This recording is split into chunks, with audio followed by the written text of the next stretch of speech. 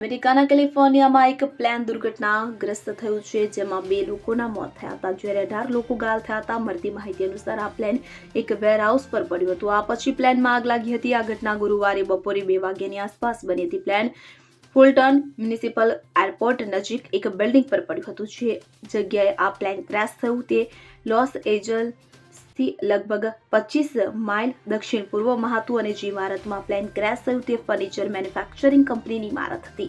પોલીસે જણાવ્યું હતું કે દુર્ઘટના સમયે બિલ્ડિંગની અંદર લોકો હાજર હતા. ફુલટન પોલીસે જણાવ્યું કે આ અકસ્માતમાં 2 લોકોના મોત થયા છે, જ્યારે 18 લોકો ઘાયલ થયા છે.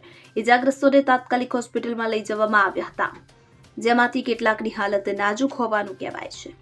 Bureau report CN24 news. હવે જુઓ દેશ દુનિયાની તમામ ખબરો તમારી આંગળીના ટેરવે.